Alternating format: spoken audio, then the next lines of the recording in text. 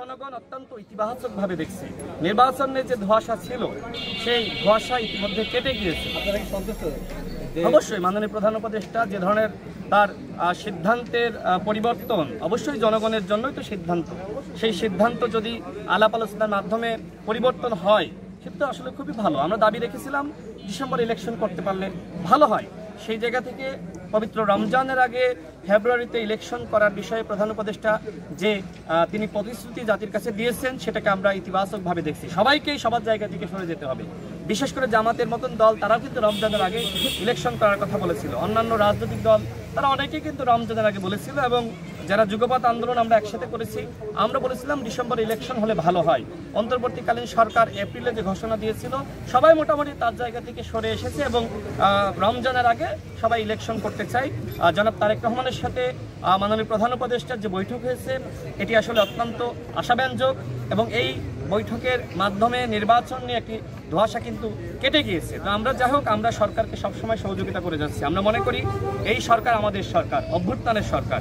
এই সরকারকে রাষ্ট্র সংস্কারে সহযোগিতা করতে হবে, গণহত্যার বিচারে সহযোগিতা করতে হবে। আমরা সমালোচনা করেছি সরকারের, কারণ সরকারের কিছু উপদেষ্টার ব্যর্থতা, সেই দায়িত্ব আসলে আমরা নিতে পারি না, যে কারণে আমরা কিছু উপদেষ্টার ব্যর্থতা নিয়ে আমরা সমালোচনা করেছি। বিশেষ করে গণহত্যার পরেও এই যে মানুষকে অপরাধীদেরকে গ্রেপ্তার করা হয়নি, বিশেষ করে আওয়ামী লীগের যে 300 দামি এমপি ছিল তাদেরকে গ্রেপ্তার করা হয়নি। শেখ পরিবারের যে সকল সদস্যরা যারা মাফিয়াতন্ত্র বাংলাদেশে কায়েম করেছে, গুম খুন করেছে, তাদেরকে এখনো পর্যন্ত একজনকে গ্রেপ্তার করা হয়নি। এবং যারা এই যুগপৎ আন্দোলনের শরিক, যারা গণ অভ্যুত্থানের সারথি দল হিসেবে তারা মাঝারি হতে পারে, বিএনপির মতন বড় না হতে পারে, কিন্তু বিএনপির তৃণমূল কর্মীরা, তৃণমূল নেতারা যদি এই ধরনের আচরণ করে সেটি দুঃখজনক হবে। এই যে গণ অভ্যুত্থানে গণ অধিকার পরিষদের ভূমিকা নিয়ে আপনার কোনো প্রশ্ন আছে? বিএনপির কোনো প্রশ্ন আছে?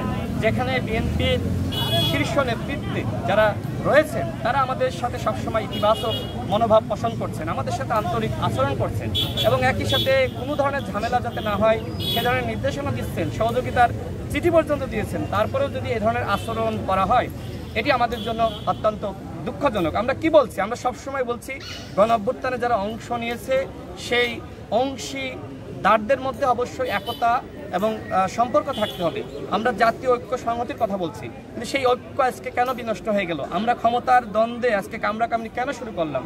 এটি তো কোনোভাবে আসলে প্রত্যাশিত ছিল না। সুতরাং আমি বাংলাদেশের সকল রাজনৈতিক শক্তিকে বলবো, আপনারা গণ অধিকার পরিষদের অবদান সম্পর্কে জানেন, গণ অধিকার পরিষদ যে ভূমিকা রেখেছে সেটিও জানেন। সুতরাং গণ অধিকার পরিষদের কার্যক্রমে কেউ বাধা দিতে আসবেন না। যদি বাধা দেন তাহলে আমাদের ব্যবস্থা অবশ্যই আমরা নিব। আমরাও তো আসলে আওয়ামী লীগের সময় আমরা প্রতিরোধ গড়ে তুলে নাই। সুতরাং কেউ যদি আমাদের উপর বাধা দেয়, হামলা মামলা করে, সেটা আমাদের মতন করে আমরা অবশ্যই মোকাবেলা করব। তবে এই মুহূর্তে আসলে নিজেদের ভিতর কামড়াকামড়ি করা, মারামারি করা, এইটা এই সময় না। এই সময়টা রাষ্ট্র গঠন করা, এই সময়টা গণহত্যার বিচারের জন্য জোরালো দাবি জানানো,